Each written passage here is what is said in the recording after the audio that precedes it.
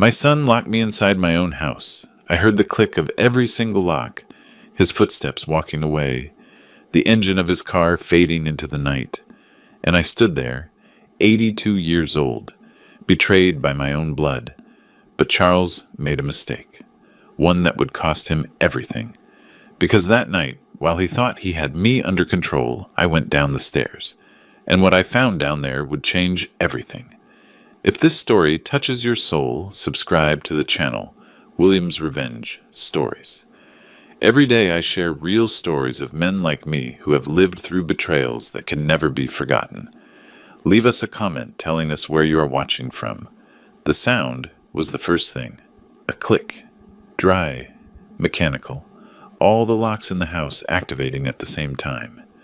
I was standing in the living room, still holding my dirty dinner plate, when I heard it. I froze, confused. Then came the second sound. The steps of my son walking away down the gravel driveway. The engine of his car starting up, and I ran to the door. I pushed it. Nothing. Blocked. Charles. I banged on the glass. Charles, what the hell? But the taillights of his Mercedes were already disappearing into the darkness, and I was left there with the palm of my hand still warm against the cold glass. My son had just locked me in my own house, like a dog. My name is Arthur Anderson. I am 82 years old. I founded Anderson Logistics 53 years ago with a single old truck and my two hands. Today it is one of the largest logistics networks in the South. I have survived economic crises, kidnappings, betrayals by partners, the death of my wife 6 months ago, but never did I imagine that my own son, my only blood, would do this. I tried the door again as if it had been a mistake, as if it would magically open. Nothing. I ran to the garage door, blocked. The kitchen door, the service door, all of them. The electronic panel next to each one blinked red. Red like blood, like betrayal. Charles, can you hear me? My voice sounded desperate, pathetic. I banged on the walls. I searched for my cell phone. I unlocked it. No signal. The bars showed 0. Impossible.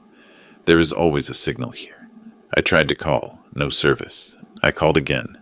Nothing. I went to the landline in the kitchen. I picked up the receiver. Dead silence. Not even a dial tone. The line was cut. I stood there with the useless phone in my hand, and something broke inside me. It was not fear yet. It was something worse. It was disbelief. The feeling that the world you knew no longer exists, that the rules changed and no one told you. My son, my blood, locked me in. The house felt different, bigger. The walls seemed to move away. The ceiling seemed to rise. I walked through the living room. My steps echoed. Everything was the same furniture, the same paintings, the same crystal lamp that Grace chose 30 years ago, but everything felt strange, hostile, as if the house itself knew it was no longer my home. It was my prison. I sat in the armchair, Grace's chair, where she used to knit in the afternoons. I ran my hand over the worn fabric. It still smelled like her soft perfume. Lavender. I closed my eyes. Grace, what do I do? But Grace died 6 months ago. Sleeping. Peaceful. At 83 years old, and I was alone. Completely alone. With a son who had just become my jailer. How much time passed, I do not know. Half an hour. An hour. I was sitting in the dark when I heard something. A hum. It came from above. The cameras. The damn security cameras Charles installed a month ago. To take care of you. Dad. The red lights blinked in the corners of the ceiling. He was watching me. From wherever he was, my son was watching me. Like an experiment. Like an animal in a cage. I stood up. I looked directly at the nearest camera. Is this what you wanted, Charles? To see me suffer? My voice trembled. Why, what did I do to you? But cameras do not answer. They only observe. They only record. They only watch. Then came the rage. Hot. Explosive. Rising from my stomach to my throat. I grabbed a vase from the table. I raised it. I was about to throw it at the camera, but I stopped. No, I am not going to give him the pleasure of seeing me destroy my own house. I am not going to fall apart. I lowered the vase. I breathed. Once, twice, 3 times. Slowly, like the doctor taught me after my heart attack 5 years ago. Calm down, Arthur. Think. Charles did this for a reason. It was not an outburst. It was planned. The new locks, my updated phone, Eleanor fired 3 weeks ago. Everything fit together. But why? What does he gain by locking me up? Eleanor. My God. Eleanor. 40 years working in this house. She saw Charles grow up. She took care of him when Grace and I worked 18 hours a day. And 3 weeks ago, my son fired her. It is necessary, Dad. Cutbacks. I exploded. That woman is Family Charles. You cannot fire her like that. He looked at me with that new coldness he has. It is done, Dad. I signed the papers. Eleanor came to say goodbye. Crying, she hugged me. Mr. Arthur, she whispered, that boy has changed. He is not the child I raised. Be careful. I gave her extra money. I told her everything would be fine. Lies. I did not know that everything was about to explode either, that Charles was building my cage, and I let him. I walked to the window. Outside the night was calm, clear, the moon almost full. In the distance the city lights shined. Life went on. Cars drove on the highway. Families were having dinner. People laughed, loved, lived, and I was here, trapped, invisible, forgotten. I put my forehead against the glass. It was cold, very cold. Is this how it all ends, Arthur? After 82 years of fighting, building, sacrificing, locked up by your own son. Waiting for what? For him to come tomorrow, the day after. Never. No. No, sir. I do not give up like this. Not after everything I lived. Not after everything I survived.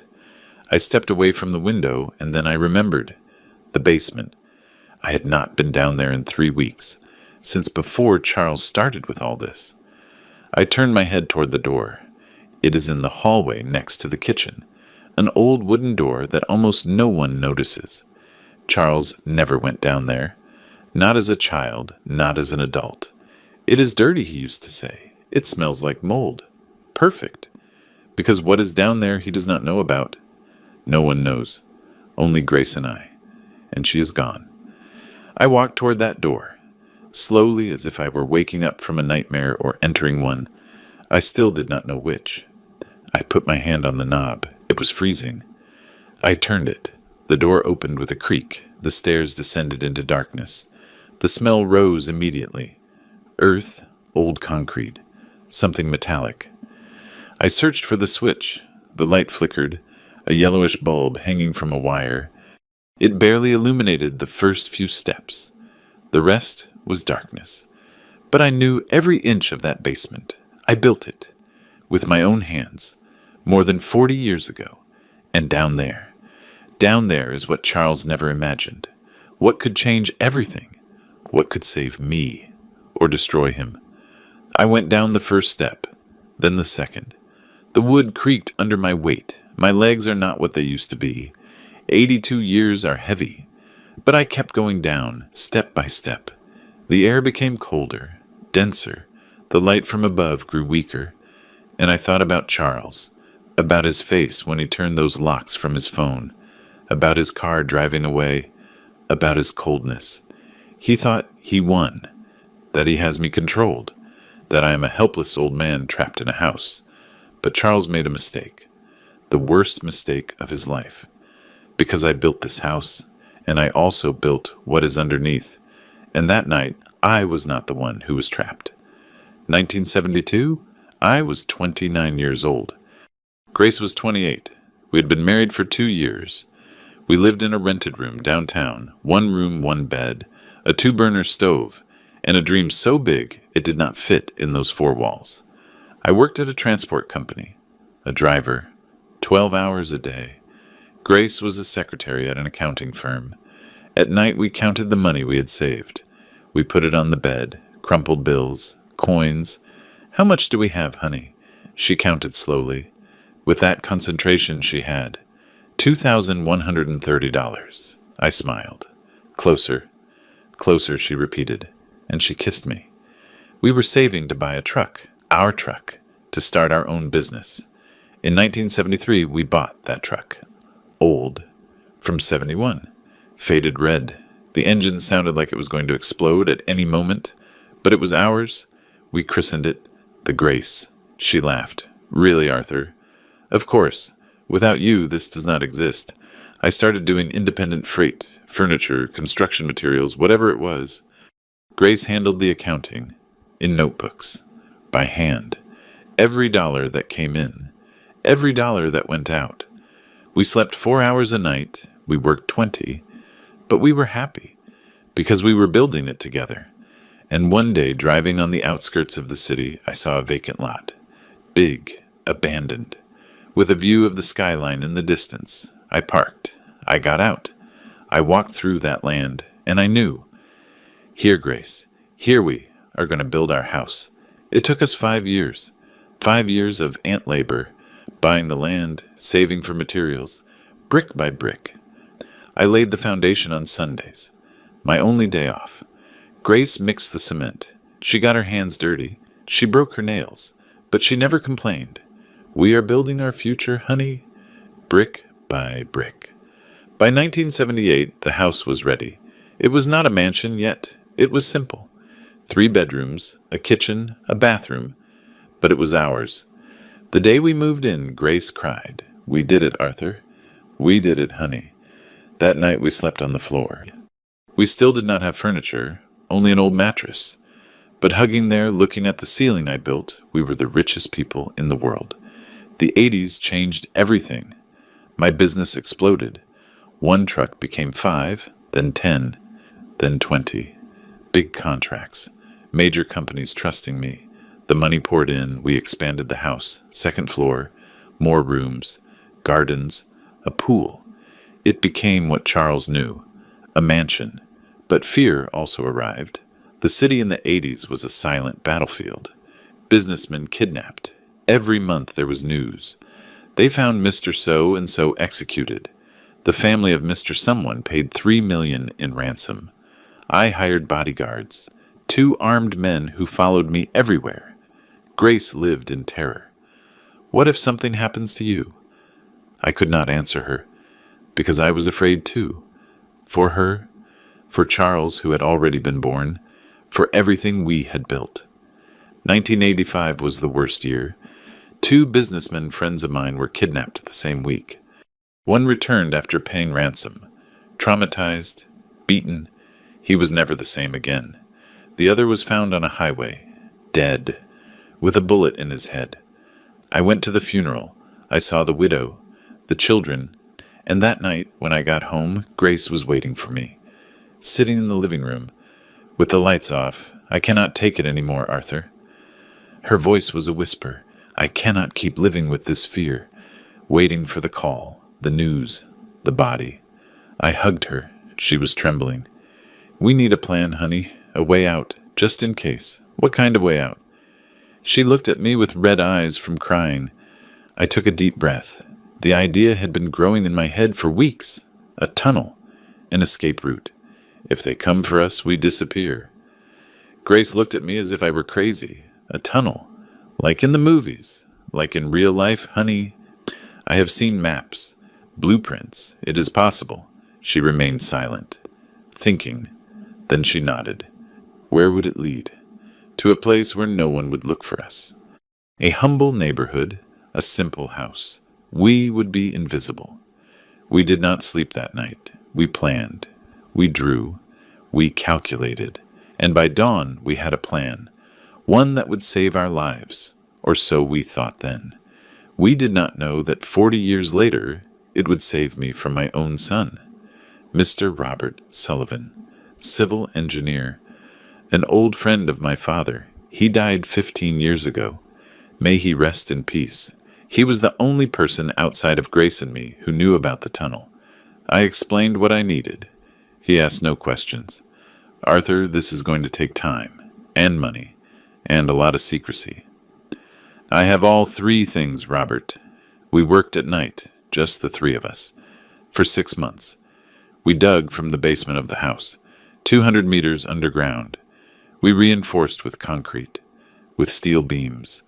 We installed rudimentary ventilation, lights powered by an independent electrical line. And at the end of the tunnel, we bought a little house in a neighborhood called St. Joseph. Humble, working class, 5 blocks from our mansion, but in another world completely. We bought it under the name of a shell company. No one knew it was ours. Not even Charles ever knew. The little house was perfect for its purpose. Small, discreet. 2 bedrooms, a kitchen, a bathroom. Old furniture bought second-hand. Simple clothes stored in the closet. Cans of food in the pantry. Bottled water. Blankets. Everything necessary to disappear if we had to disappear. You never know when we are going to need it, Grace used to say. And she was right. Although thank God in the 80s we never had to use it. The kidnappings eventually decreased. The 90s arrived. Security improved. But Grace insisted. We have to keep it, Arthur, always ready. You never know. And I listened to her, as always. Every 2 months we went to the little house, sometimes every month. It was our secret ritual. I changed my elegant clothes for jeans and a simple shirt. Grace took off her jewelry. She tied back her hair. We looked like a common couple from the neighborhood. We went down to the basement. We opened the hidden door behind the old bookshelf. We walked through the tunnel with flashlights, 200 meters of silence and darkness, and we emerged in the little house. We spent hours there, cleaning, airing out, checking that everything worked, but also being us far from the weight of the company, from the responsibilities. We drank black coffee in cheap cups. We sat on the back porch. We watched the neighbors, children playing in the street, music from old radios. Simple life, real. Here we are, more ourselves, right, Arthur? Yes, honey. Here we are, just Arthur and Grace. Without last names, without a company, without fear. The years passed. Charles grew up. He graduated. He entered the company. He became financial director. Brilliant with numbers, cold with people. Grace and I got old, but we never stopped going to the little house. Even when there was no longer any real danger, even when the tunnel seemed unnecessary, we kept going, because it was our emotional refuge, our shared secret, and Grace always said the same thing. Someday it will be useful, Arthur. I can feel it. Dangers change shape, but they always return. I laughed. Honey, it is not necessary anymore.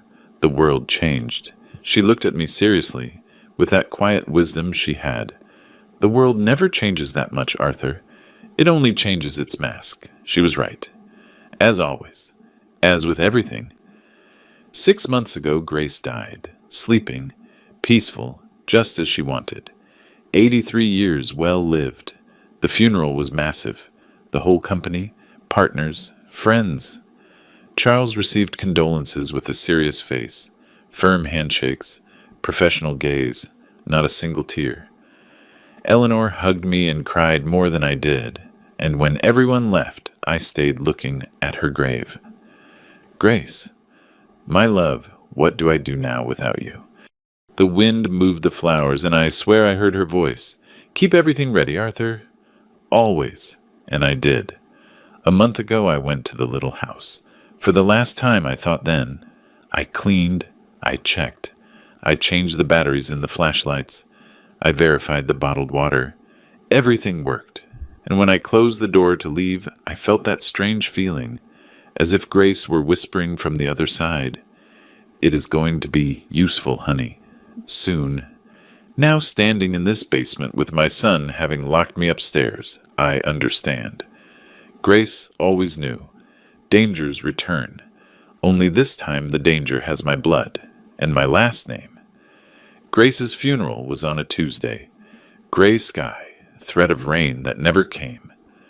I was standing in front of the closed casket. She looked so peaceful when I found her that morning, as if she were simply sleeping, and people filed past, handshakes, hugs. We are very sorry, Mr. Anderson. Charles was by my side. Impeccable black suit, tie perfectly knotted. He received condolences as if it were a business meeting. Firm, controlled, without a tear. I could not stop shaking. Eleanor had to hold me when I almost fell. But Charles checked his watch, discreetly, as if he were in a hurry, as if his mother's funeral were a procedure. When it ended, he put his hand on my shoulder. "Stay calm, Dad. I will take care of everything." And he left. He had urgent matters. Eleanor stayed. She took me home. She made me tea. She sat with me in silence. My son did not return that night. The first weeks after the funeral were confusing.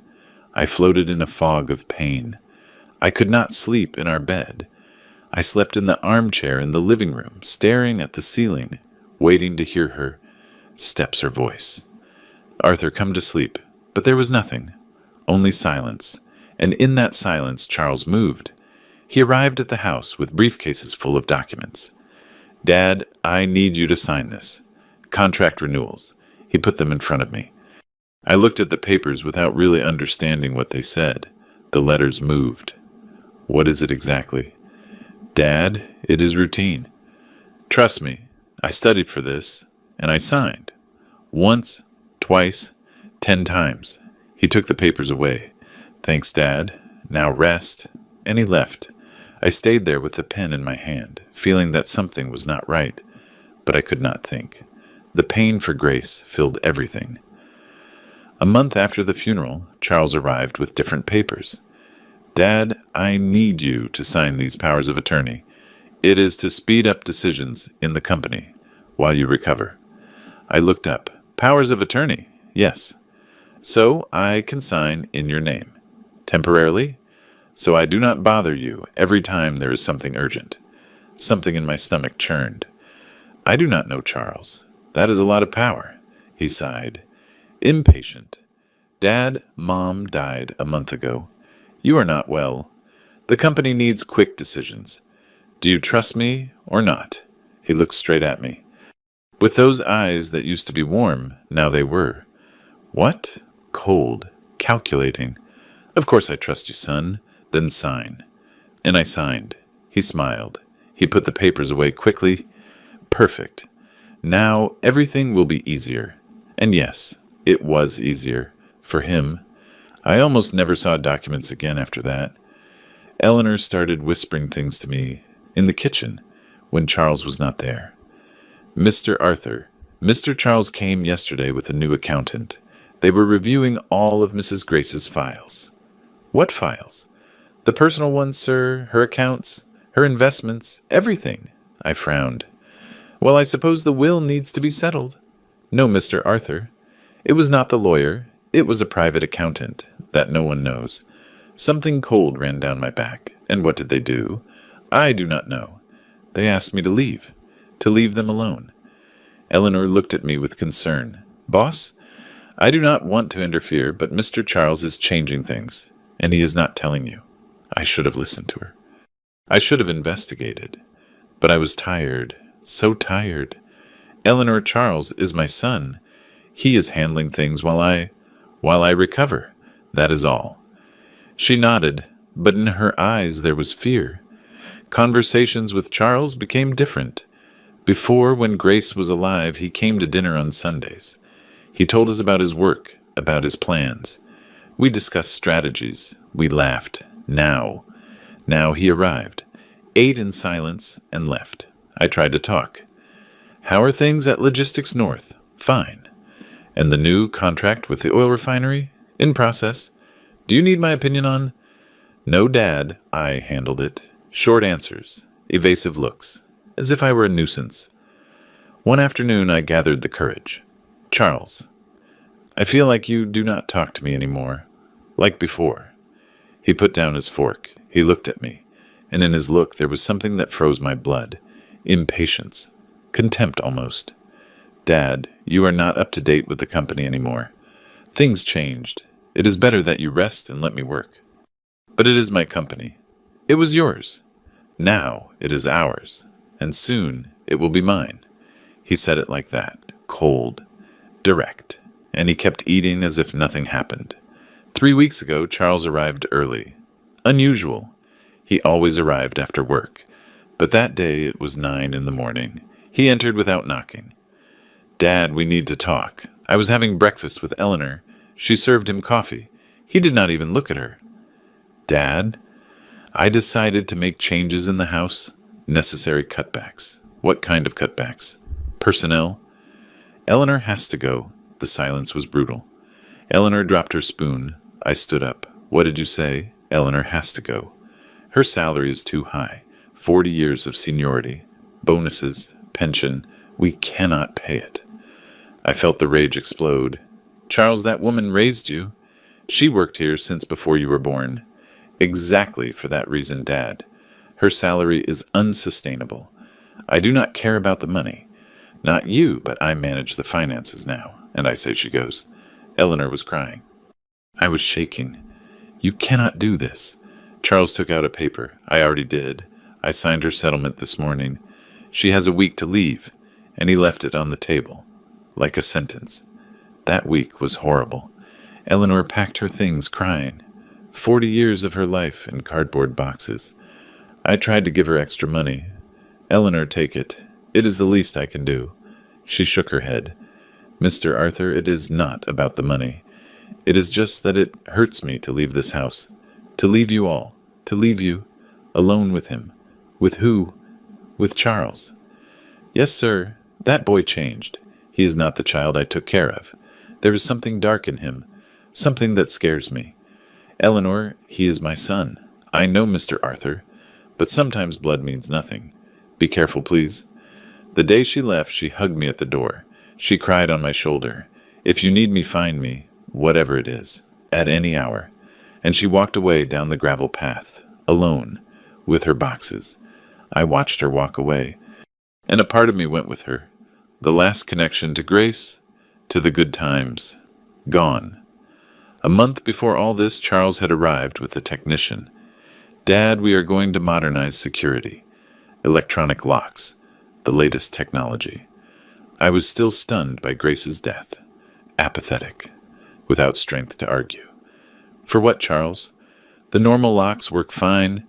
"Dad, this is safer. Everything is controlled from the phone. If something happens to you, I can open it from wherever I am, help you." It sounded logical, concerned, I do not know. "Dad, do it for me, for my peace of mind, to know that you are safe." And I agreed. I let them install locks on every door, electronic panels, cameras in every corner. "All for your safety, Dad." Safety. That word I heard 20 times that day. The technician worked for hours. Charles supervised everything. He tested every lock from his phone. "Perfect," he said. "Now you are protected." Protected or trapped? I still did not know which. A week after installing the locks, Charles arrived and held out his hand. "Dad, give me your cell phone. I need to update it." "Update it?" "Yes. The operating system is old. There are security flaws. Give me 2 days and I will return it like new." I gave him the phone. Why not? He was my son. 2 days later, he returned. Ready? Updated, faster, safer. But something felt different. The apps were in other places. The settings had changed. I tried calling a friend. It did not work well. "Charles, this is weird. It is normal, Dad. It is the new system. You get used to it." But I never got used to it, because it really never worked well. Now I understand. He did not update it. He blocked it. He limited it. He cut off my communication, and I said nothing. Too tired, too broken, too alone. The last 2 weeks I stopped going to the office. It made no sense. Charles handled everything. One day my assistant of 30 years, Martin, called me from his personal cell phone. "Mr. Arthur, I do not want to interfere, but at the board they are saying things." "What things, Martin?" That you are not well anymore, that you are confused, that sometimes you do not remember conversations. Mr. Charles has been sowing doubts about your capacity. I felt the floor move. Charles said that, not directly, but in private meetings with the main shareholders. He tells them that you need to retire for your own good. Martin, I am perfectly fine. I know Mr. Arthur. I know you. But them, they believe him. He is his son. Why would he lie? I hung up. I stared at the phone, and everything clicked. The signatures, the powers of attorney. Eleanor fired, the locks, my phone, everything. Charles was not helping me. He was preparing my disappearance. And I let him do it all. I did not want to see what was obvious. The signs were there, screaming, but I was blind. Blind with pain for Grace. Blind with trust in my son. Blind with exhaustion and loneliness. Until that night. Tuesday, when we ate in silence. When he stood up. When he walked to the door. When he took out his phone. When I heard that click of all the locks activating at the same time. When I saw him on the other side of the glass, looking at me with absolute coldness. When his car drove away, leaving me locked in. In that moment, my eyes opened. Everything made horrible and perfect sense. And I knew my son was not protecting me. He was eliminating me. And I had signed my own death sentence. 3 hours passed. 3 hours walking through the house like a ghost. Looking at the walls, the cameras, feeling the cage closing on me, and then something changed inside me. Sadness turned into rage, rage into determination. I planted myself in the middle of the living room. I looked directly at the camera watching me, and I said out loud, "No, sir. I am not going to stay here like an animal waiting for your next movement. I built this house, Charles, and you. You do not know everything that is in it." I turned around.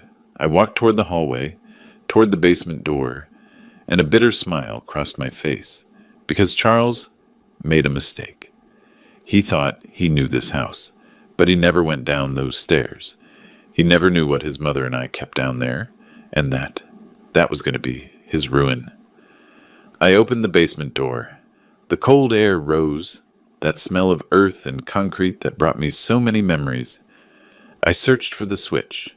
The light turned on, weak, yellowish, illuminating the wooden steps. I went down slowly. My knees protested. 82 years do not forgive. But I kept going, step by step. The basement was not big. About 20 square meters. Boxes stacked in the corners. Old tools. A metal shelf against the back wall. There. Always there. I walked toward it. I touched it. It was cold, covered in dust. A month ago I cleaned it when I came to check everything. Everything was exactly as I left it. As Grace and I left it for 40 years, working, waiting. "Thank you, my love," I whispered. "You were always right." I put my hands on the sides of the shelf. I searched for the mechanism, a latch hidden behind the right frame. I found it. Cold, metallic. I pressed it. Click. Soft. Precise. The shelf moved only an inch. But enough. I pushed it to the left. It slid on hidden rails. Mr. Robert installed them perfectly, and it revealed what was behind. A door. Of steel. Painted the same color as the wall. Invisible if you did not know it was there. I ran my hand over the cold surface. My heart was beating hard. It had been a month since I entered, but it had existed for 40 years. Our secret, our salvation, and now my only way out. I turned the handle. The door opened with a sigh, as if it had been waiting for this moment. Total darkness on the other side, but I knew every inch of that path. I entered. I searched for the flashlight I always left on the hook next to the entrance. There it was. I turned it on. The beam of light cut the darkness. And there it was. The tunnel, 6 feet wide. 8 feet high, reinforced concrete walls, roof with steel beams. The floor was even, a little irregular but walkable. Mr. Robert did a perfect job. To the left, every 10 meters, there was a bulb connected to an independent electrical line. I turned them on. One by one, they lit up. Yellow and weak light, but sufficient. The tunnel extended in front of me, 200 meters to the north, toward freedom, toward the little house that no one knew was mine, toward the life Charles thought he had taken from me.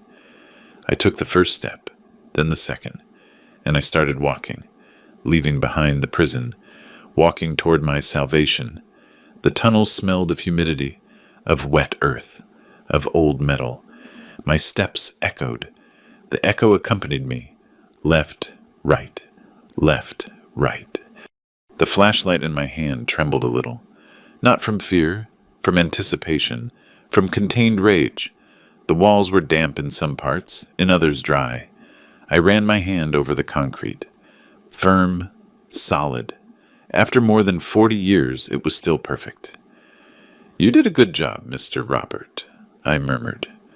My voice sounded strange in the closed space. I kept walking. 50 meters, 100 meters. The bulbs illuminated the path. Shadows danced on the walls.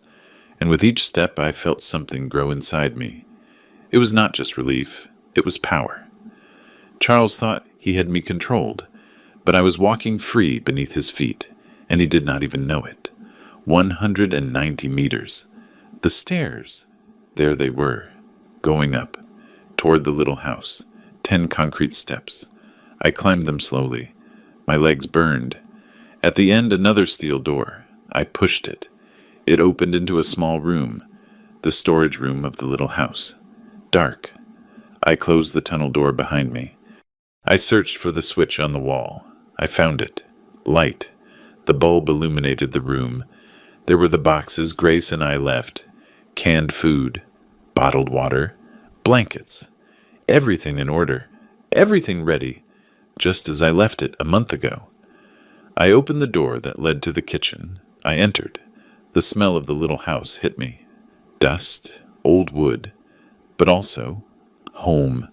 More home than the mansion now, because here there were no cameras. There were no electronic locks. There was no traitor son watching. Here, I was free. I went to the bedroom. I opened the closet. There were the clothes we kept. Old blue jeans, plaid cotton shirts, worn shoes. I took off the silk pajamas I was wearing.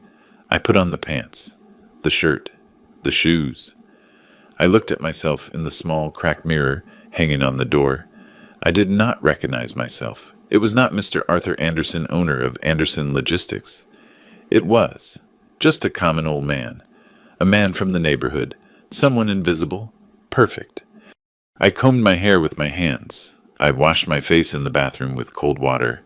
The mirror returned my gaze, and I smiled, for the first time in weeks, a real smile. Because Charles thought he had me locked in the mansion. But I was here, 5 blocks away, free, and he had no idea. I opened the front door of the little house, slowly. The night air entered, fresh, clean. It smelled of food, of wood smoke, of life. I stepped out onto the small porch. The street was quiet. It was almost 11 at night.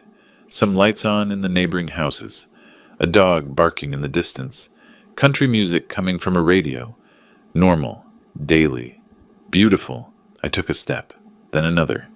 I went down the 3 steps of the porch. I stepped on the dirt street. And I breathed.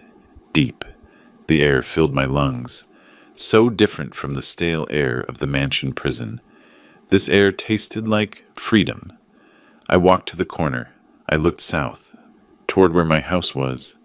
I could see the lights in the distance. Only 5 blocks away, Charles was there, or maybe not. Maybe he was in his apartment, checking the cameras, watching me sleep, not knowing the bed was empty, that I was here, free, mocking him. A laugh escaped me, bitter, victorious. I stood there on that humble street, an 82-year-old man dressed like any neighbor, invisible, forgotten, free.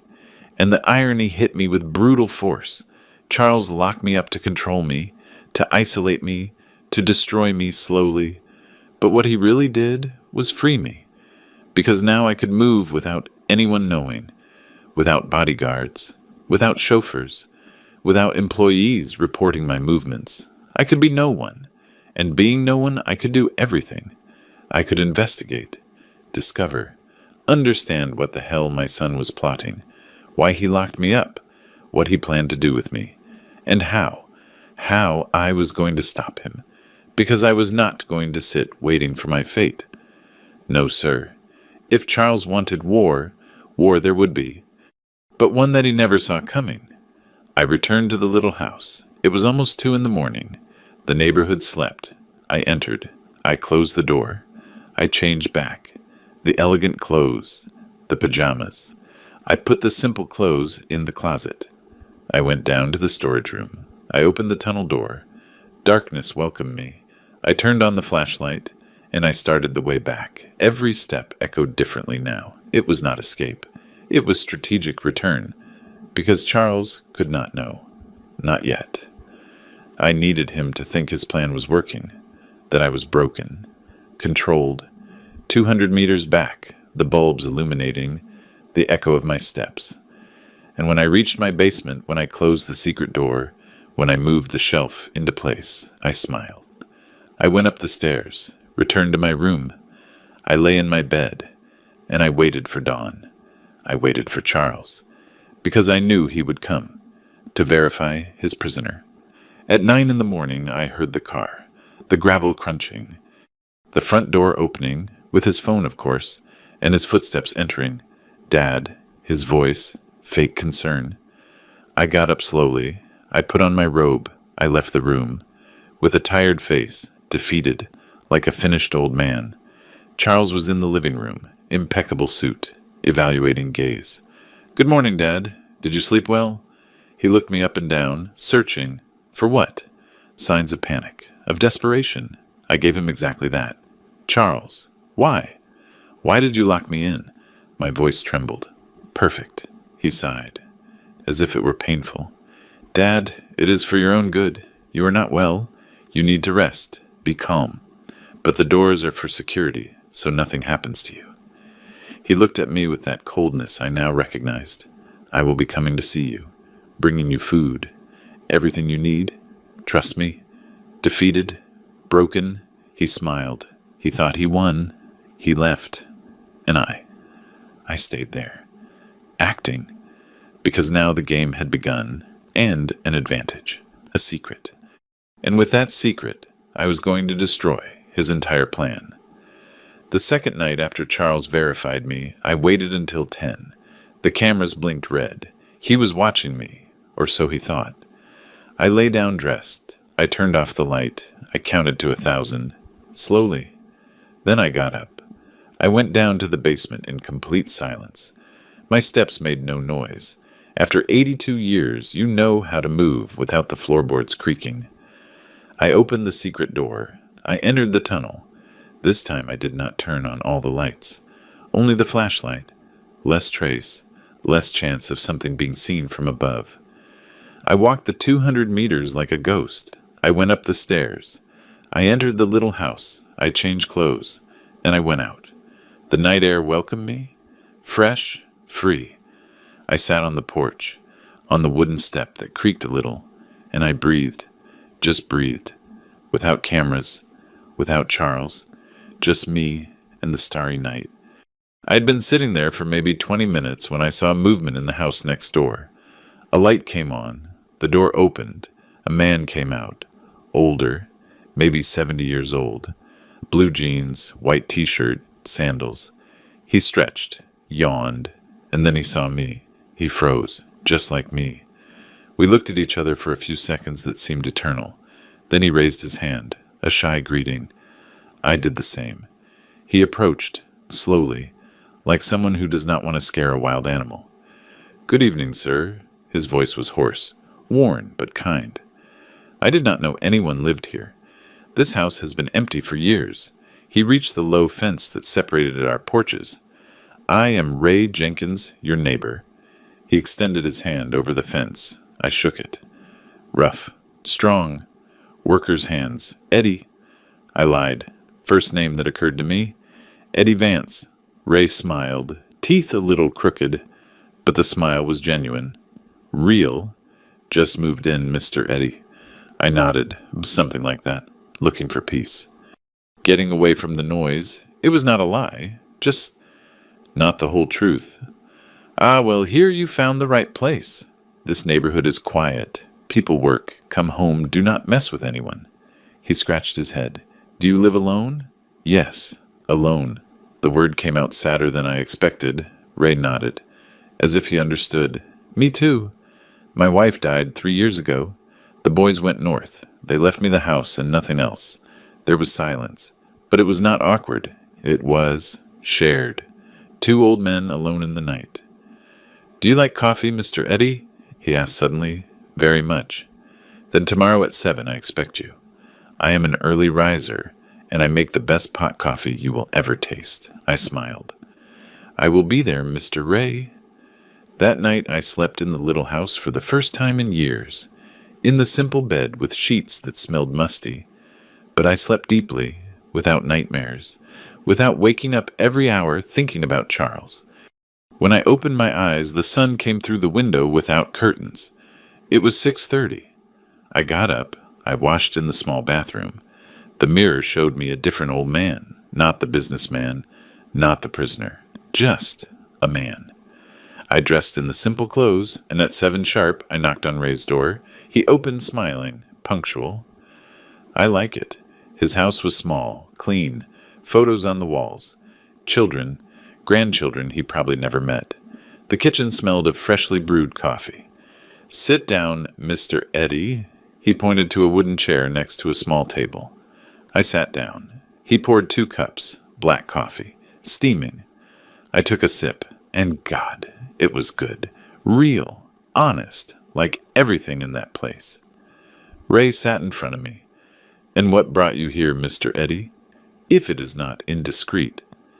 I thought about lying to him, inventing a complete story, but there was something in his eyes, something sincere that disarmed me. Family problems, I said finally. Half-truth. My son and I do not get along well. Ray nodded. He drank coffee. Family is complicated, right? My boys left 10 years ago. At first they called every week, then every month. Now, if they call it Christmas, it is a lot. His voice broke a little.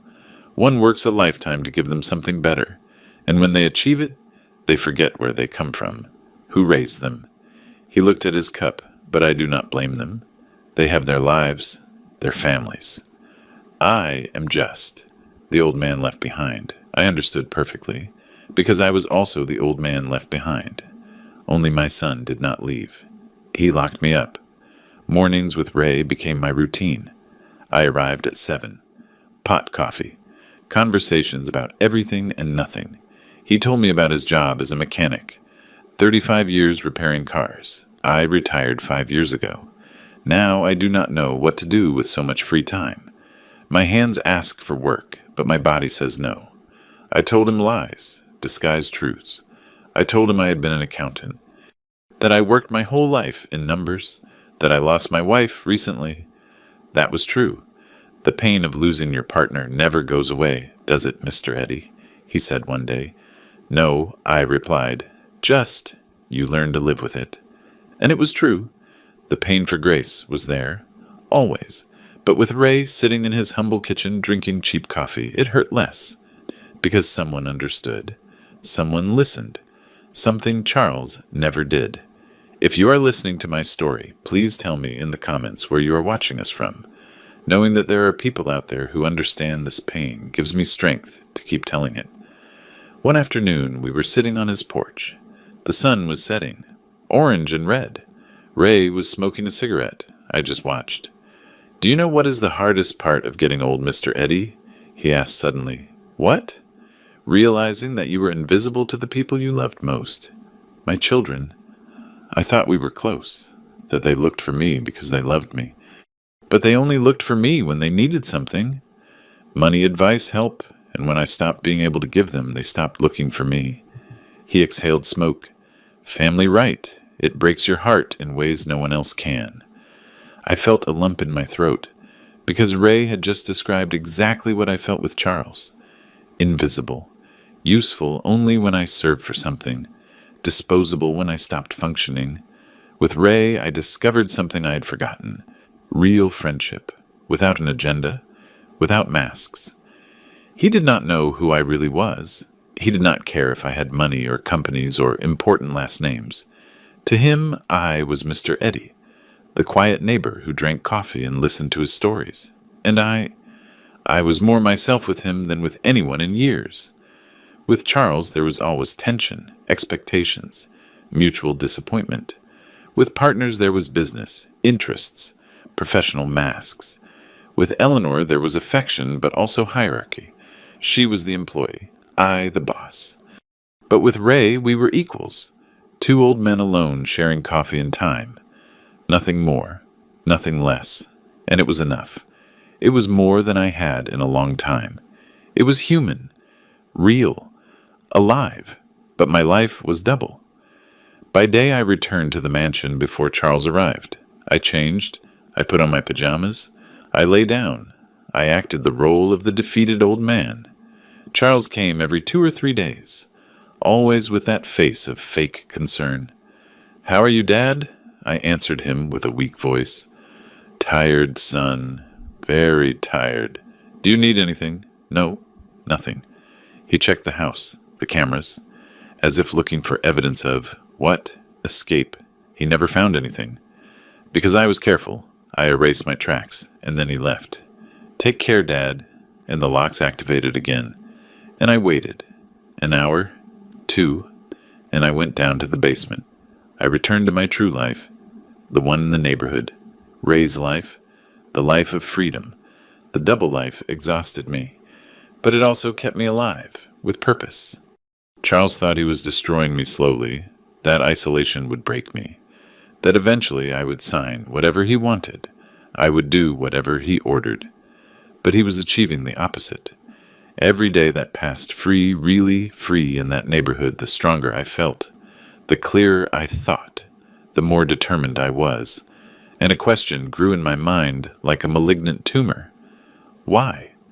Why did Charles lock me up? It was not just cruelty. There was a plan. There had to be. And I needed to discover it, because something in my gut told me this was not just about controlling me. It was about something bigger, something that could destroy everything I built, and I was not going to allow it. Not without fighting. Not without understanding first. What the hell was happening? One night, Ray asked me something that froze me. "Mr. Eddy, are you running from something?" I looked at him, surprised. "Why do you say that?" "Because I see it in your eyes. The same fear I saw in the mirror when my children stopped calling, as if you were waiting for something bad to happen, or that it already happened." I swallowed saliva. "I am not running, Mr. Ray. I am looking for answers." "To what?" "To why the family one loves is sometimes the one that hurts you the most." He nodded. He understood. He asked no more questions. He just put his hand on my shoulder, and that simple gesture, that human contact, without expectations, almost made me cry. Because it was something Charles never gave me. Humanity. And I was not there just for freedom. I was starting to wonder why Charles locked me up. And that question would lead me to discover something horrible. It was a Thursday afternoon. I had been living this double life for 2 weeks. I was in the little house organizing some old boxes that Grace and I left years ago.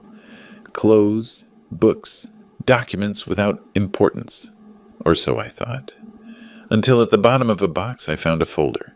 Manila. Old. I opened it. Financial statements. Of the company. But I had not seen these before. I checked the dates. From 3 months ago. When Grace was still alive. When I still went to the office regularly. I started reading. The numbers swam in front of my eyes at first. But then they began to take shape. Transfers. Large ones. To a company called A&B Consultants. I'd never heard that name. I looked for more papers. More transfers. Hundreds of thousands of dollars. Some months. Millions. How did this get here? And then I remembered. Charles was at the mansion months ago, with papers. Maybe he left this by mistake. Or maybe Grace kept it, knowing that something was not right. My hands were shaking while I reviewed every page. The numbers did not add up. Consulting services I never authorized. Contracts I did not recognize. Recurring payments to this shell company. A&B Consultants. What the hell was it? I looked for more. In another box, I found more documents, these more recent, from a month ago, after Grace's death. The transfers had increased, double, triple, as if someone had accelerated the theft, knowing that no one was watching. And then I saw something that froze my blood, a signature on a service contract. The signature said, approved by Charles Anderson, Belgrave Financial Director. My son, my own blood, he was diverting money from the company. And I had signed powers of attorney, giving him total authority. I myself opened the door for him to rob me. That night I could not sleep.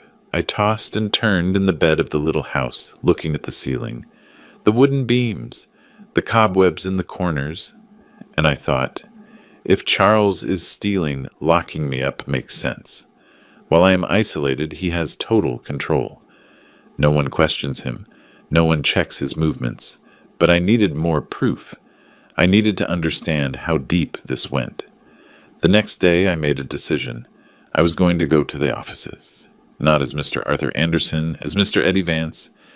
The invisible neighbor, the old man no one notices. I dressed in the simplest clothes I had, worn blue jeans, faded plaid shirt, old baseball cap I found in a drawer. I looked in the mirror, unrecognizable, perfect. I left the little house. I took the bus. I had not been on one for decades. And I headed downtown, to my company, to see what the hell my son was doing. The Anderson Logistics building rose in front of me. 20 floors of glass and steel. I built it. Every office, every desk, every dream materialized there. I entered through the main door. The security guard did not even look at me. To him, I was just another old man. I moved through the lobby. I took the elevator. I went up to the executive floor, the 19th, where the main offices were, mine, Charles's, the meeting rooms. I got off the elevator. The hallway was empty. It was 4 in the afternoon. I walked slowly, stuck to the wall, like a thief in my own company. And then I saw them. Through the glass of a meeting room, Charles, and her, Pamela Owens, the executive secretary. 25 years in the company, always efficient, always discreet. They were leaning over papers, talking, too close, too intimate. And then Charles laughed. He leaned in. He kissed her. My stomach churned. Not from morality, from understanding. This was not just business. It was personal. It was complicity. I stayed there, hidden behind a column, observing, waiting. 10 minutes later, they left the room. They walked down the hallway, together, speaking in low voices. I stuck closer to the wall. They passed 3 feet from me. They did not see me. I heard fragments. Tomorrow I'd transfer the rest. When the old man is completely out of the way, then we can move everything to the accounts. They walked away. They entered Charles's office. My old office, the one I occupied for 40 years. The door closed. I stood there paralyzed. The words echoed in my head. When the old man is out of the way, the old man, me, his father, out of the way, like trash, like an obstacle. My heart was beating so hard I thought it was going to explode. My chest burned. Tears wanted to come out, but I held them back. Not here. Not now. I needed more. I needed proof. During the following days, I became a ghost. I entered the building dressed as a worker, as a visitor, as no one. I observed. I listened. I learned. I saw Charles meeting with board members. I heard how he planted doubts about me. My father is not well. His mental health has deteriorated. He forgets conversations. He gets confused with dates. Lies. All lies. But said with such conviction that people believed him. Why not? He was his son. Why would he lie about his own father? I saw documents on unoccupied desks, altered contracts, signatures that looked like mine but were not, forgeries, duplicate checks, systematic embezzlement. Charles was not stealing impulsively. This was planned. Structured. It had been going on for years. Maybe since before Grace's death. Maybe since he entered the company. And I was so busy trusting my son that I never saw the snake growing in my own nest. One afternoon, I entered Martin's office, my assistant of 30 years. He was not there, but his computer was. Turned on, the screen showed an email from Charles to the board members.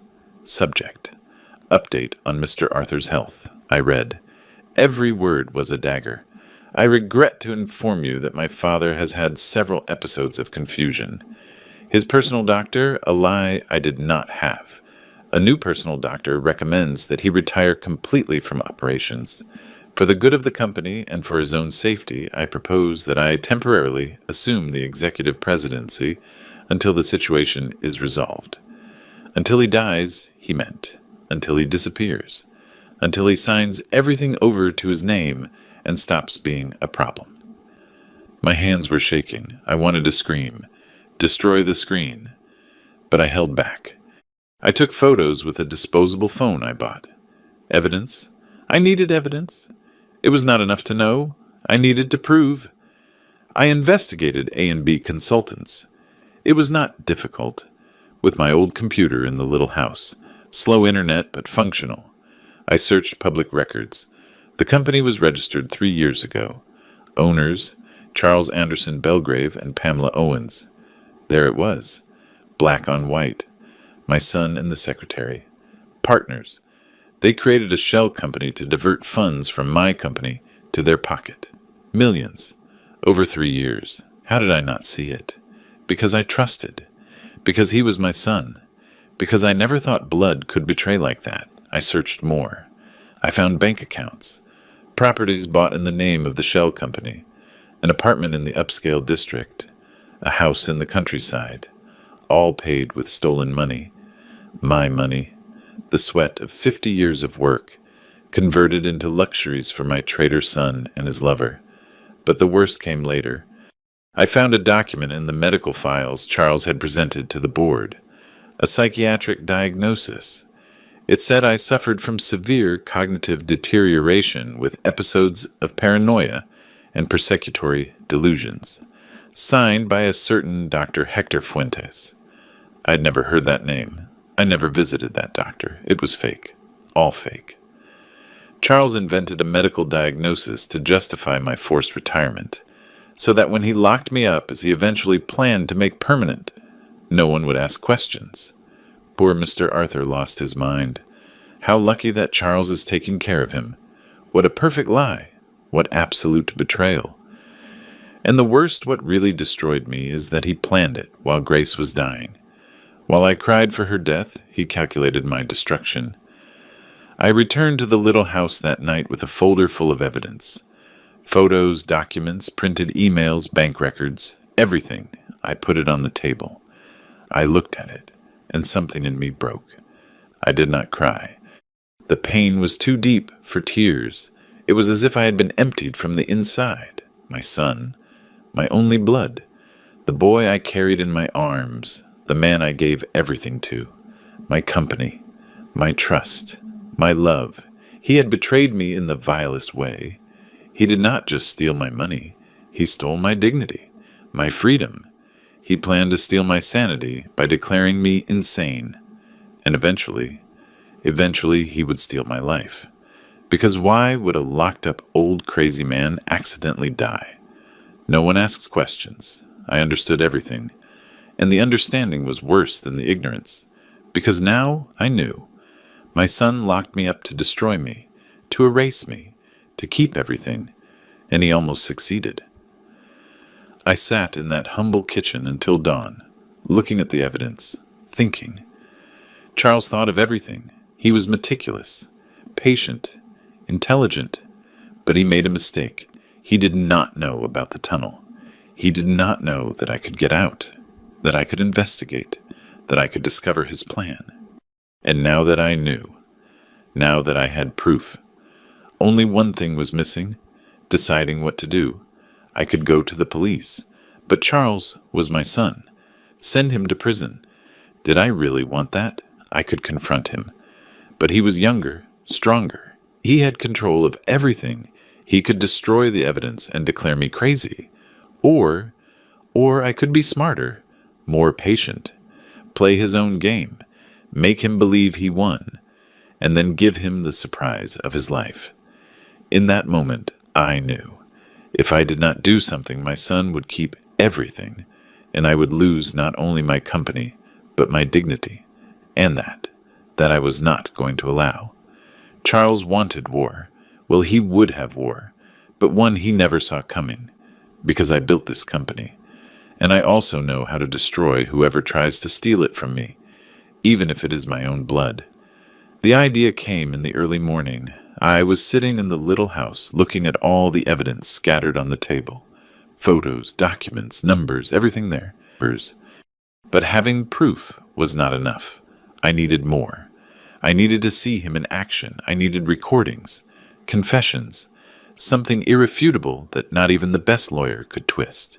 And for that, I needed to be where Charles could not see me, where I could observe him, listen to him, document every move without him suspecting. How? Then I saw it. A crumpled paper in the trash can, a flyer, cleaning staff wanted, night shift, outsourced service company. And there it was, the answer. If I wanted to prove everything, I needed to be where he did not see me. I needed to be invisible. I needed to become what I already was to him. Nothing. The next day I went to the offices of City Cleaning Services, a small place in an industrial area.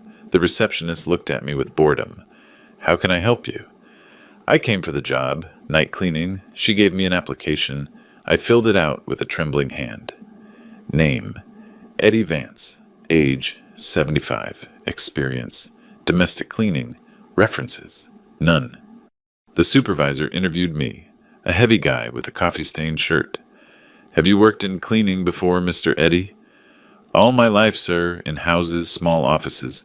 Why are you looking for a job at your age? My pension is not enough, and I can still work. He looked me up and down, evaluating. He saw a needy old man. Perfect. All right, you start Monday, shift from 8 p.m. to 2 a.m., Anderson Logistics Building. Do you know it? I almost choked. I've heard of it. It pays $100 a night. Does it work for you? Yes, sir. It works for me. I signed the contract. Eddie Vance, at your service. On Sunday, I prepared myself. I bought a fake beard at a costume store. White, thick glasses with magnification that made my eyes look smaller, a navy blue cap with the cleaning company logo. They gave me the uniform on Friday. Blue pants, blue shirt, reflective vest.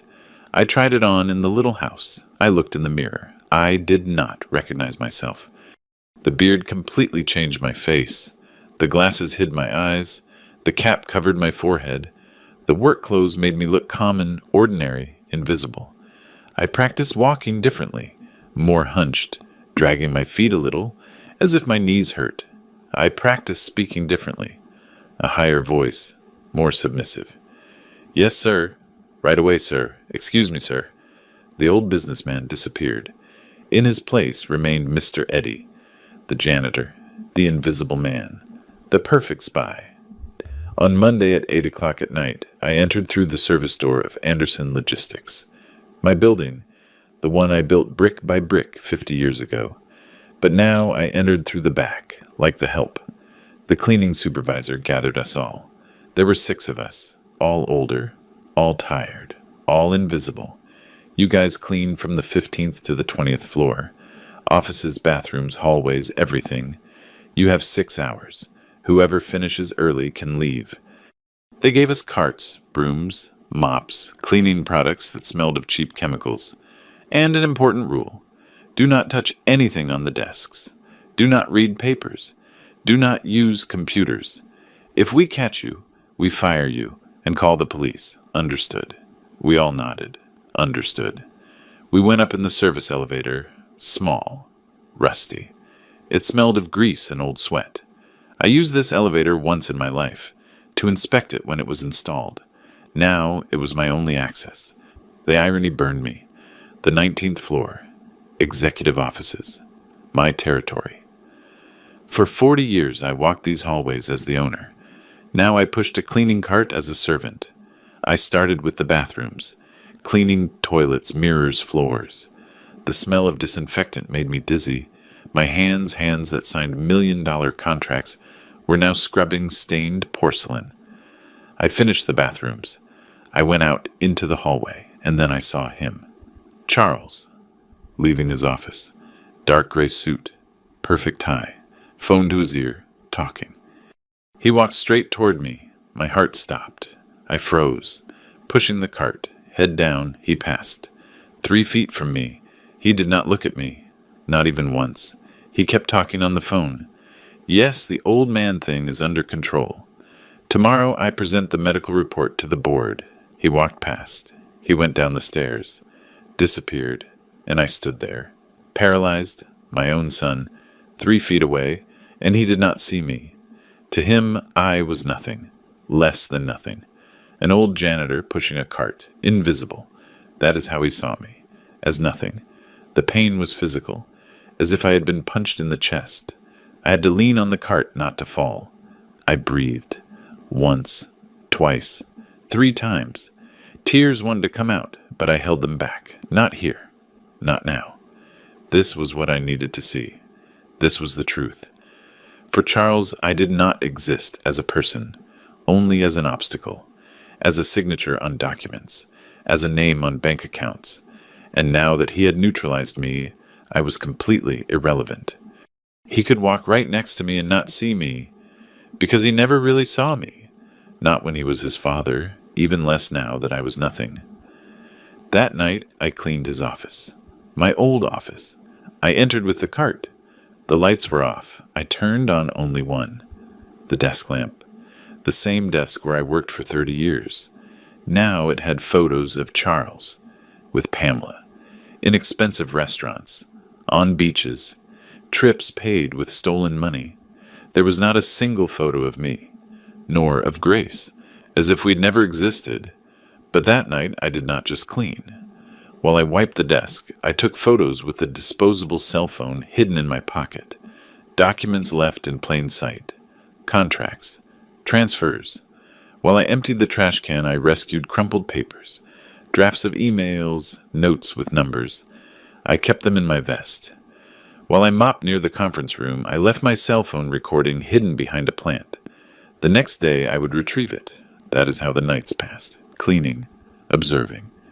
Documenting, being invisible. And with every night, I gathered more proof, more evidence, more ammunition for when the moment came, because the moment would come. And when it came, Charles would discover that the old man he locked up was not as dead as he thought. One night I was cleaning the hallway when I heard shouting. It came from Charles's office. I got closer. The door was ajar. I looked. Charles was standing in front of a young employee, Martin Jr., the son of my assistant Martin, 25 years old, recent graduate. Charles had him cornered against the desk. "Is this what I pay you for?" "To bring me garbage." He threw some papers on the floor. "Pick them up and do it again, right this time." The boy bent down. Trembling, he picked up the papers. "I'm sorry, Mr. Charles. I thought that. I do not pay you to think. I pay you to obey." Charles pushed him. The boy almost fell. He ran out, with tears in his eyes. Charles stayed there, breathing heavily. Then he smiled, as if he had enjoyed the humiliation. And I saw it. I saw the monster my son became. Or maybe he always was, and I never wanted to see it. But the worst came later. One night, around 11, I was cleaning the 18th floor when I heard laughter. It came from the main elevator. The doors opened. Charles and Pamela came out, hugging, laughing, drunk. They walked toward Charles's office. They were kissing, his hands on her waist, hers on his neck. They were not hiding. They did not care. They entered the office, closed the door. The light went off. The sounds that followed were clear. I stayed in the hallway, with the mop in my hand, listening to my son with his mistress. In the office I built, spending money I earned, destroying the legacy I left, and rage burned me inside. But I did not move, because I was also recording. Everything, every sound, every laugh, every piece of evidence of his betrayal. Not only to me, to his company, to his employees, to everything. 3 weeks being a janitor. 3 weeks of humiliation, of invisibility, of pain, but also of learning. One night, I was cleaning near the conference room when Charles entered. With 2 other executives, they were talking. I kept mopping, as if I did not exist. My father said Charles, and I stood still, listening. My father was a great man. He built this company from nothing. The executives nodded, but now he is not the same. The Alzheimer's is advancing.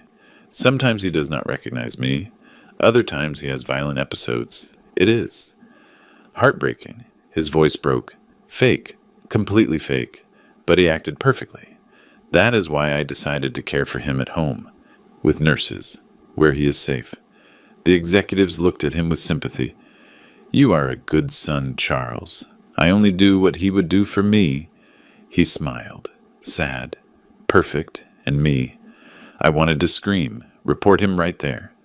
But I held back, because this moment of fake nostalgia was just that, acting. Preparation for when he would declare me legally incompetent and take everything. But his acting also gave me something, certainty, that there was no hope, that my son was lost, and that what I had to do without mercy. And then the day arrived. Friday, extraordinary shareholders meeting. The summons said, urgent decisions regarding the future of the company. I knew what it meant. Charles would present my incapacity. He would ask for total control. And the shareholders, convinced by weeks of lies, would give it to him. That day I entered the building at 7 in the evening, before the normal time. The uniform on, the beard, the glasses, the cleaning cart ready. But in the cart, hidden under rags and cleaning products, were all my proofs, documents, flash drives with recordings, photos, everything. I went up to the 19th floor. The meeting was at 8. I entered the empty conference room. I placed everything in my cart, ready, prepared, and I waited, outside, in the hallway, pushing my cart, being invisible, one last time. Because when I entered that room, when I took off the beard, when Charles saw me, the invisible would become visible, and I would give him the surprise of his life, or of his death. It depended on how you looked at it, because I did not come to negotiate. I came to destroy, as he tried to destroy me, but with a difference. I had the truth on my side, and the truth. The truth always wins. Eventually, 8 o'clock sharp, the shareholders started arriving. Expensive suits, leather briefcases, whispered conversations. They entered the conference room. 12 people, the main ones, those who decided the future of the company. My company. Charles arrived last. Black suit, navy blue tie, briefcase in hand, confident smile. Pamela was with him, business dress, high heels, folders in her arms. They entered together. The door closed. I waited. 5 minutes. 10. I heard muffled voices. Then I started. I pushed my cart toward the door. I knocked. Softly. No one answered. I knocked harder. Yes. Charles's voice, annoyed. I opened the door. I pushed the cart inside. Excuse me, gentlemen, I came to clean. 12 pairs of eyes looked at me, annoyed, interrupted. Charles raised his hand, irritated, like someone shooing away a fly, and my final performance began. Charles was standing at the front of the room. PowerPoint presentation behind him. Charts, numbers, his face in serious mode.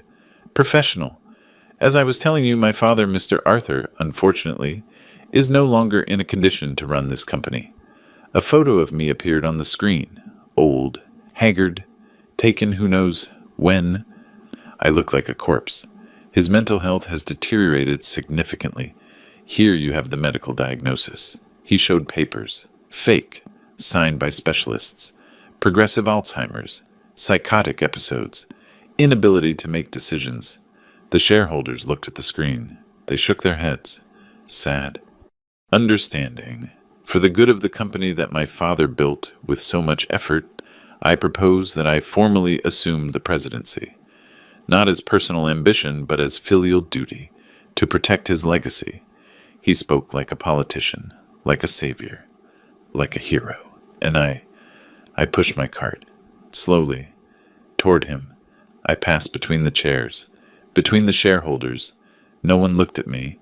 They just wanted me to finish and leave. I reached the front, right next to Charles. He kept talking. I know it is a difficult decision, but he looked at me annoyed, like someone looking at a cockroach.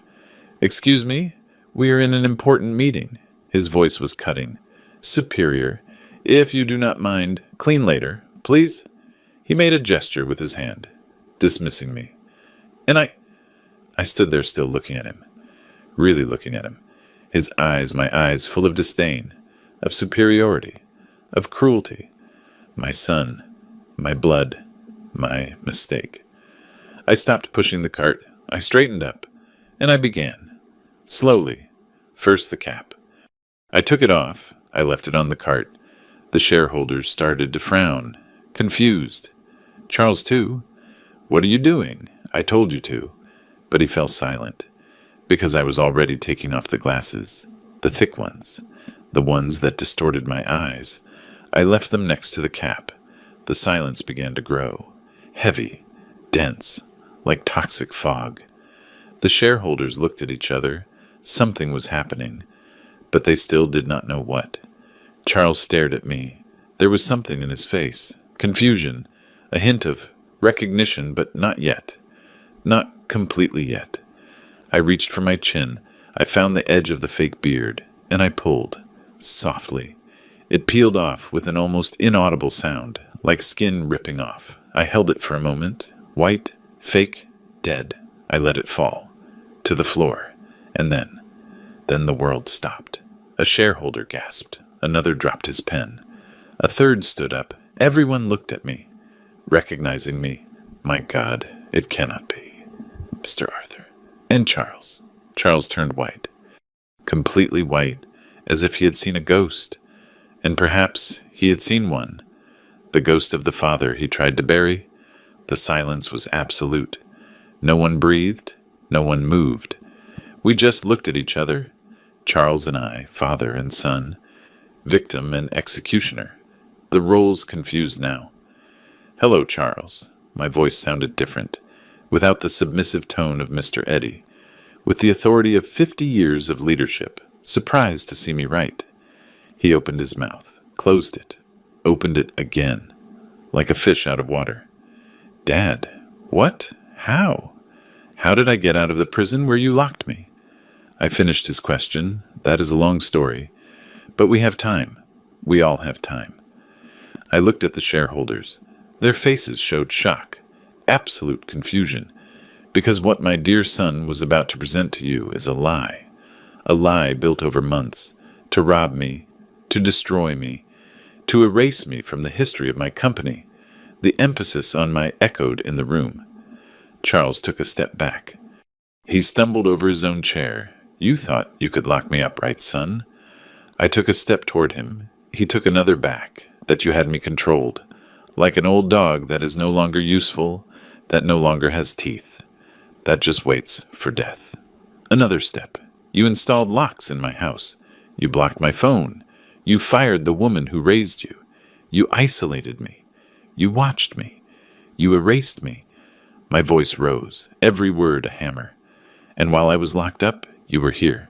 Stealing, lying, forging documents, creating shell companies, diverting millions, the shareholders murmured. Charles shook his head. No, Dad, I did not. You did not. What, Charles? You did not lock me up. You did not rob me. You did not invent that I am crazy to keep everything. I turned toward the cart, because I have proof. All the proof, and I started taking things out. First, the documents. I threw them on the long table. They landed with dull thuds. Here are the transfers to A&B Consultants, your shell company. I took out more papers, more evidence, filling the table, fraudulent contracts, forged signatures, my signature, by the way, duplicate checks, systematic embezzlement for 3 years, 3 years, Charles, my voice thundered. You started stealing from me since before your mother died. Do you know that? While she was dying, you calculated how much you could steal when I was alone. I took out a flash drive. I put it in the center. Here are the recordings of you and Pamela planning laughing in my office, using stolen money for your trips, your apartments, your luxuries. Pamela stifled a scream. She stood up, tried to leave, but a shareholder blocked the door. Sit down, he ordered. She sat down, trembling. Charles remained standing, immobile, in shock, and this. I took out the last document, the fake one. This is my medical diagnosis, signed by a doctor who does not exist, saying that I have Alzheimer's, that I am crazy, that I am dangerous. I held it up high, all fake, every word, every signature, every seal. I tore it, in two, in four, in pieces. I threw them into the air. They fell like confetti of lies. Charles finally found his voice. Dad, I had to do it. You had to. I exploded. You had to lock me up like an animal. You had to rob me. You had to invent that I'm crazy. I got closer, face to face. I could see the sweat on his forehead, the panic in his eyes. Do you know what is the worst part, Charles? It is not that you stole the money. Money is just paper. It is won. It is lost. I do not care. My voice lowered. More dangerous. More true. The worst is that you locked me up. That you erased me. That you treated me like trash that needs to be hidden. As if the 82 years of my life were worth nothing. As if I, your father, the man who gave you everything, was less than nothing. Tears burned me, but I did not let them fall. That has no price. That is not forgiven. Never. Dad, I can explain. His voice trembled. I had debts. The company needed debts. I laughed, bitterly. Of what, Charles? Of your apartment in the upscale district. Of your country house. Of your trips with your mistress. I pointed at Pamela. She was crying. Do not speak to me of necessity when you were swimming in luxuries paid with my sweat. He tried to speak again. Dad, it is not what it seems. Then tell me, son. Explain to me. Explain to everyone. I extended my arms, pointing to the shareholders. Explain to us how it is not what it seems.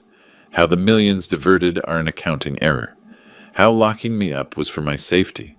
How the fake diagnosis was, what? A misunderstanding. Charles opened his mouth, closed it, opened. Nothing came out.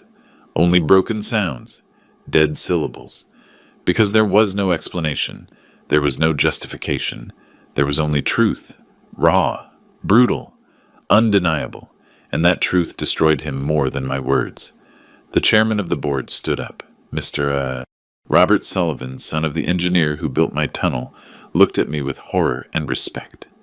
Mr. Anderson, what do you wish to do? The question floated in the air. Everyone waited. Charles looked at me, with fear, with pleading, like when he was 5 years old and broke something. Dad, please, he whispered, and for a second, just a second, I saw the child, the one I carried, the one I loved. But then I remembered, the sound of the locks, the days locked up, the lies, the theft, the betrayal, and the child disappeared. Only the monster remained. What do I want to do? I repeated the question. I looked at Charles. I really looked at him, and something in my chest broke. Definitely. I want my son. My voice broke. I breathed. I continued. I want my son to remain locked up. Deadly silence, but this time, I looked directly into his eyes, those eyes that were once mine, this time by the law. And then I said the words that sealed his fate, the words I had practiced, the words I knew were right, but hurt like knives. Gentlemen of the board, I file formal charges against Charles Anderson Belgrave and Pamela Owens for fraud, embezzlement, forgery of documents, and kidnapping. The word fell like a bomb. Kidnapping. Because that is what it was. He locked me up against my will. He deprived me of freedom. For days. With premeditation. I request that the authorities be called, that all accounts related to A and B consultants be frozen, that a full audit be initiated, and that both be handed over to justice." Mr. Robert nodded. He took out his phone. "I will call the police." Charles collapsed. Literally, he fell to his knees. "Dad, no. Please, I am your son." "You were," I replied, and my voice did not shake. "But the son I raised died a long time ago. You are a stranger who carries my last name. And strangers pay for their crimes." The sirens began to sound in the distance approaching, and I stood there, standing victorious, but empty. Because I had won the battle, but I had lost my son, and no victory is worth that price. None. The sirens arrived, 3 patrol cars, blue and red lights flooding the building. The police came up. They entered the conference room. A sergeant, 50-something years old, scarred face, assessed the scene.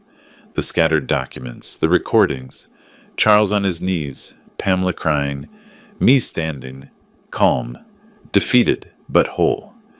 "Who filed the complaint?" "I did," I replied. "Arthur Anderson, owner of this company, and victim of fraud and kidnapping by my son." I pointed to Charles. The sergeant looked at me, recognizing me. "Mr. Arthur, we thought you were sick." "That is what he wanted you to think," I looked at Charles. "But as you see, I am perfectly lucid and ready to testify." The sergeant nodded. He signaled. 2 officers approached Charles. "Charles Anderson Belgrave, you are under arrest for fraud, document forgery, and illegal deprivation of liberty." They read him his rights. Every word a nail in his coffin. The officers lifted him up. Charles did not resist. He was broken, empty, like a puppet without strings. They put the handcuffs on him. The click of the metal was final. He looked at me one last time, and in his eyes I saw what? Regret, hatred, pleading, everything mixed. "Dad," his voice was a whisper, broken. "Dad, please do not do this." I remained motionless, looking at him, and inside, something was tearing apart, because he was my son, my blood, but he was also my traitor, my torturer, my executioner, and I could not save both. I could not save the child he was without condemning the monster he became. "I am sorry, Charles," I said finally. "But this, you chose this."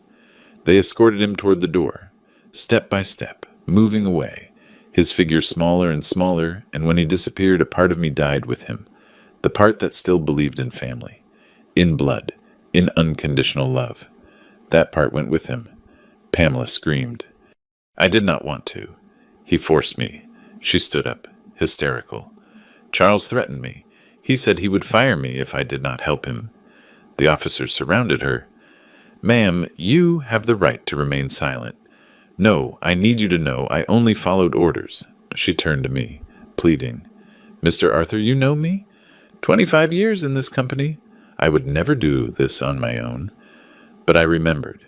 The recordings, the laughter, the kisses in the elevator, the complicity. She was not a victim. She was a partner. "Pamela," I said with a tired voice. I watched the recordings. "I heard you plan a laugh? Enjoy. You were not a victim. You were an accomplice. And now you will pay as an accomplice." Her face crumbled. "No, no, please." But the officers took her out. Her screams faded down the hallway. Silence remained. The silence after the storm. Devastating. Absolute. Dead. The shareholders surrounded me. 12 faces with shame, with guilt. Mr. Robert spoke first. "Mr. Arthur, we do not know what to say. He lied to us, to everyone, and we believed him." His voice trembled. "You built this company. You dedicated your life to it, and we were about to take it from you based on lies." The others nodded. Murmurs of apologies. "Forgive us. We did not know. We should have verified." I looked at them. One by one. Some had been with me for years. Others were new. But all had believed Charles over me. "I do not blame you," I said finally, although I did blame them. A little. Charles was convincing, methodical, And I was absent after Grace died. I left room for his lies. I breathed. But now we recover the company. Together, as it should have always been. They nodded, relieved, forgiven, although forgiveness tasted bitter in my mouth. The following days were chaos, full audit, 3 forensic accountants reviewing every transaction of the last 5 years. The numbers that emerged were devastating. Charles and Pamela had diverted more than $1.5 million. $1.5 million. In 3 years. Fake contracts, non-existent services, bribes to suppliers, double billing, triple billing, a maze of fraud so complex we needed weeks to untangle it. And every new discovery was a stab wound. Not for the money. Money is recovered. For the premeditation, for the coldness, for the time Charles dedicated to destroying what I built. While I mourned Grace, he calculated his theft. While I was a prisoner in my house, he moved millions to his accounts. The cruelty was artistic, perfect, unforgivable. I called Eleanor. She answered on the 3rd ring. Mr. Arthur, her voice incredulous. Is it you? Yes, Eleanor, it is me. Silence. Then crying, thank God. I thought that. Charles said you were very sick, that you did not want visitors. I know, Eleanor. I know everything. I breathed. And you were right. About Charles. About everything. You tried to warn me and I did not listen. Forgive me, she cried harder. No, Mr. Arthur. You do not have to apologize. He is your son. How were you going to know? I should have known. I should have seen. I should have trusted you. I swallowed the lump in my throat. Can you come back? The house needs you. I need you. Of course, Mr. Arthur. I will be there tomorrow. And she was, the next day, as if she had never left, and her presence, her loyalty after everything was the first real comfort I felt in months. The victory should have been sweet. I recovered my company. I unmasked the traitor. Justice was done. The newspapers spoke of me as a hero. 82-year-old businessman dismantles $1 million fraud by his own son, Mr. Arthur Anderson. When blood is no guarantee of loyalty, the covers showed my photo. Serious, dignified, victorious. But I did not feel victorious. I felt empty, hollow, like a burnt tree that still stands but is dead inside. Because yes, I recovered the company, but I lost my son. And no business, no million, no justice is worth that. The victory was bitter, like ash in the mouth, like salt water that does not quench thirst. It only increases it. And I was thirstier than ever, thirsty for something that would never return, thirsty for family, for a son, for love that did not exist. 2 weeks after his arrest, I went to visit him at the detention center where he awaited trial. A gray building, cold, hostile. They searched me, checked, took off belt, watch, everything. They sat me in a room with metal tables, plexiglass dividers, like an aquarium for broken humans. I waited, 10 minutes, 20, and then they brought him. Charles, in an orange uniform, handcuffs, escorted by guards. He looked different, thinner, days-old beard, dark circles, but the eyes were still the same. Cold, calculating, he sat in front of me, the plexiglass between us, as a physical barrier to something that had been broken for years. We looked at each other, father and son, strangers. Hello, Charles, Dad. His voice had no emotion, none, like a robot, like the living dead. And we started the conversation we should have had years ago. The one that maybe would have avoided all this, or not. Maybe nothing would have avoided it. Why did you come? Charles asked, without curiosity, without hope. Just a mechanical question. Because I need to understand, I replied. My voice trembled. I need to know why, Charles. Why did you do it? Why was what I gave you not enough? The company was yours, eventually. Everything was yours. Why steal? Why lock me up? Why destroy everything? He looked at me for a long time, evaluating, deciding how much truth to give me. Finally, he spoke. Because it was never enough. The words fell like stones. Nothing I did was enough for you. I was never enough. What does that mean? It means that all my life I lived in your shadow. The great Arthur Andersen, the one who built an empire from nothing. The hero. The tireless worker. And me, I was the son, the heir, the one who had everything served. His voice rose. Pure poison. You never saw me for who I was, only for what I should be. Your continuation, your legacy. Never. Just Charles. His words hit me. That is not true. No. He leaned forward. How many times did you ask me what I wanted to do with my life? How many times did you tell me I could choose my own path? I remained silent, because I did not remember any. You put me in the company at 20, without asking me, assuming it was what I wanted. And you, You never said no. Because you were my father. Because it was expected. Because... He fell silent. He breathed. Because I thought, if I did everything perfect, if I handled the numbers better than anyone, if I grew the company finely, you would see me. Not as your son, as me. Tears threatened. His. Mine. But it never happened. It was always your father would have done it better. Your father did know how to sacrifice. Your father built this. Never. Charles. I'm proud of you. And there it was. The truth. Brutal, painful, real. I never told him I was proud, because I assumed he knew, that it was understood. But nothing is understood. Everything must be said. And I never said it, so you destroyed me out of resentment, I said finally. Not out of necessity, out of hatred. He looked at me, and for the first time he smiled. A smile without joy. Pure bitterness. I destroyed you because I wanted to be free of you. Free of your shadow. Free of the expectation of being someone I never was. He leaned back. And do you know what is the saddest part, Dad? That even destroying you, I was still your shadow.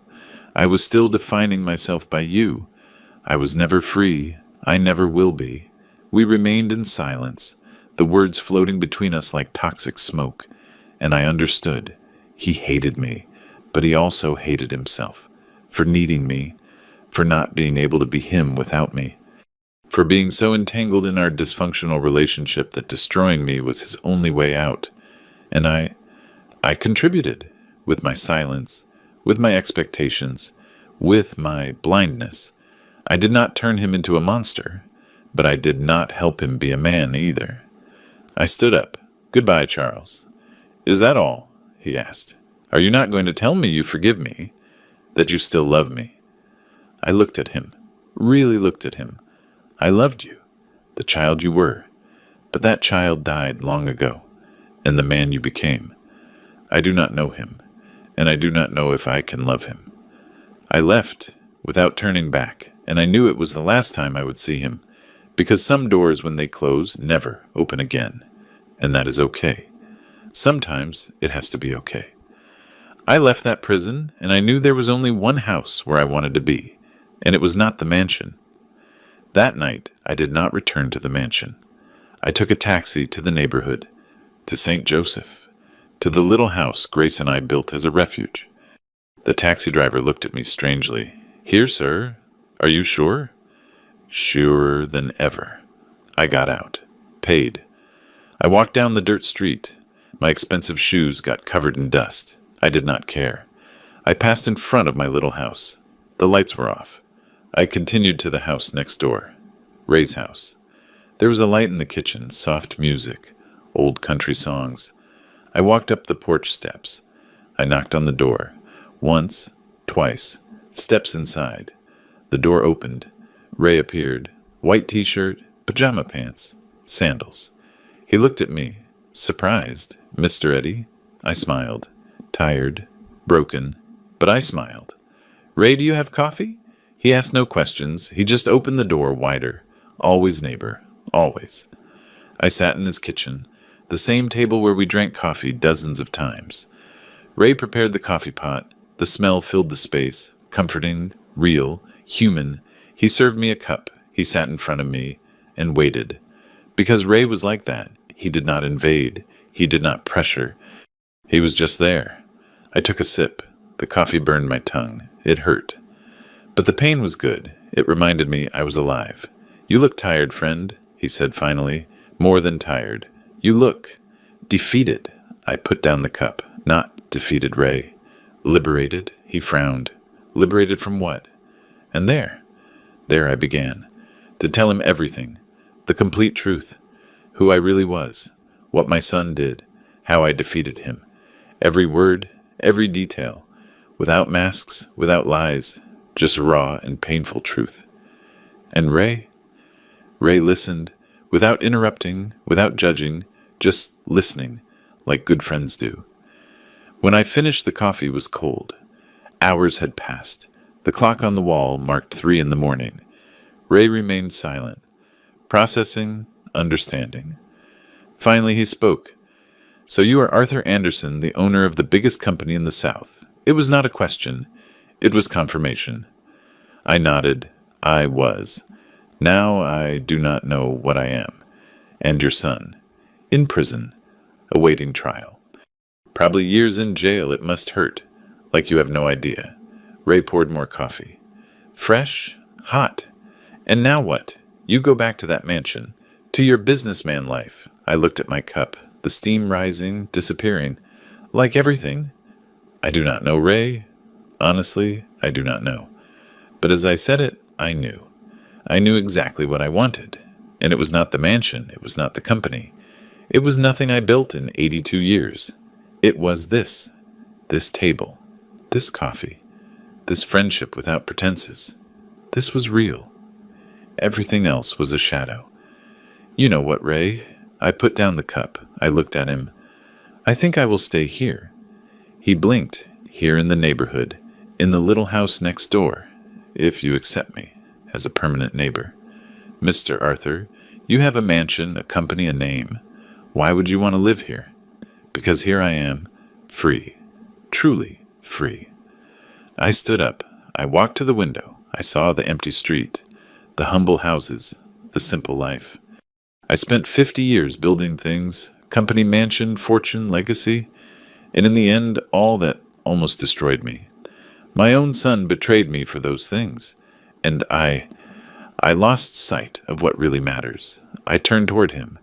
You, Ray, treated me better in 3 weeks than my son in 3 years. Without knowing who I was. Without wanting anything. Just friendship. Humanity. And that. That has no price. That is what I want in the time I have left. No more empires. Just life. Ray stood up. He walked toward me. He put his hand on my shoulder, and his eyes of a man who lived, suffered, survived, looked at me with total understanding. Then welcome to the neighborhood, neighbor, forever. And we hugged. 2 old men alone, 2 survivors, 2 friends. And in that hug I found what I searched for all my life without knowing it. Acceptance, without conditions, without agenda, just pure humanity. I cried. For the first time in months. I cried for real. And Ray said nothing. He just held me. Like a brother. Like the family I did not have. Like the son Charles never was. And I knew. This was my house. This old retired mechanic. This pot coffee. This dirt street. This was home. More than any mansion. More than any company. This was real. And the real always wins in the end. The following months were transformation. I sold the mansion to a young family with children. They liked that it had history. They did not know the whole history. Better that way. With that money and with what was recovered from the fraud, I created a fund for the employees, the ones who were loyal to me, the ones Charles humiliated, the ones who deserved more than I gave them. Eleanor received her full pension plus 20 years of bonus. She cried, "Mr. Arthur, it is too much. It is never too much, Eleanor. You saved me. With your warning, with your loyalty. It is the least I can do." The others also received. Martin, the drivers, the guards, everyone, and the company. I put the company in the hands of a trusted team. I stayed as honorary president. title without power. Perfect. Because I did not want more power. I did not want more control. I only wanted peace, and I found it. In a 2-room house in St. Joseph. One afternoon I was sitting on my porch when Mr. Robert from the board arrived, in his Mercedes, out of place in the neighborhood. He got out. He looked at me. "Mr. Arthur, are you sure about this? More than anything in my life. But you built an empire. You are a legend, and you leave it all for this." He pointed around, disparaging without meaning to.